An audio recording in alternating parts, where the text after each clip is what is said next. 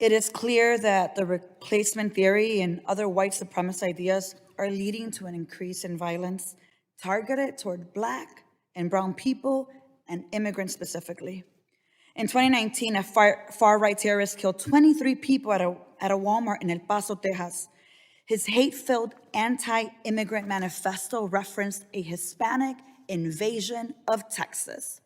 That word invasion is a word that I hear frequently in this committee room in the US Congress by Republican members referring to immigrants, to asylum seekers. And these kind of anti-immigrant attacks have not stopped. Less than 2 weeks ago, a man in Brownsville, Texas, drove an SUV into a group of migrants, killing 8 people. Police are investigating reports that he yelled anti-immigration rhetoric at the group. This dangerous and disgusting white supremacist rhetoric has fueled deadly violence again and again. White supremacy is anti-Semitic, it is xenophobic, it is racist, it is sexist, it is homophobic, and it is actively harming our communities right before our eyes with multiple instances of extreme violence. And I'll just mention a couple because otherwise I'll run out of time.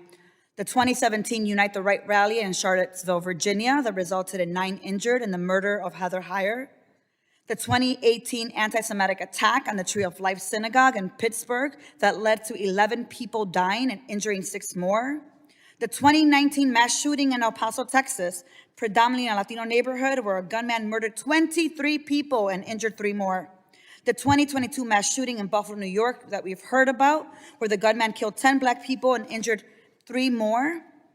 This is not a complete list by any means. And that is why I am honored to be co-leading a resolution that's condemning the great replacement theory that Congressman Jamal Bowman of New York is introducing, again, along with other Democratic colleagues. And I strongly urge any of my Republican colleagues here to join us in opposing white supremacy. It shouldn't be hard to do so. And as a woman, I take allegations of violence against women very seriously. And as I'm sure you do as well, Ms. Gaines, you said that you are a spokeswoman for the Independent Women's Forum, correct? Yes, correct. That's the same Independent Women's Forum that opposed the 1994 Violence Against Women Act because, quote, wives instigate violence, including severe violence against husbands, more often than husbands do against wives. Is that correct? What year was this? This was in 1994. I was not born yet, so I'm unsure. We got to do research before we start joining organizations because, you know, if we're going to be fighting violence against women and we're joining organizations that incite violence, that is inconsistent with who we say we are. Mr. Chair, I would like to submit for the record Independent Women's Forum statement articulating the reasons why they oppose VAWA. Without objection, so ordered. Today's hearing is about organized violence, but I'm not sure how the Independent Women's Forum is relevant to today's topic other than it has opposed legislation aiming at preventing violence. This is your first time presenting in a hearing in Congress, correct? At the congressional level, yes. Yeah. So I just want to make sure that I document here that as we're talking about violence, as we're talking about left-wing violence, violence against women should be #1 issue for all of us.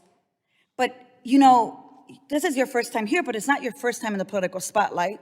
And I noticed that you spoke not one, but on 2 CPAC panels in March.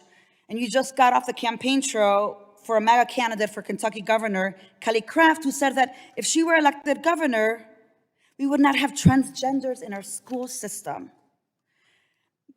Mr. Chairman, I ask unanimous consent to enter into the record an article from The Nation titled "Meet the Feminists Doing the Koch brothers' Dirty Work."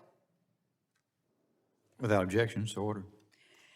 Mr. Chairman, I also ask unanimous consent to enter into the record a press release regarding a UCLA School of Law study titled "Transgendered People Are Over 4 times More Likely Than Cisgender People to Be Victims of Violent Crime. While they are 1%, they are 4 times more." Without objection, so ordered.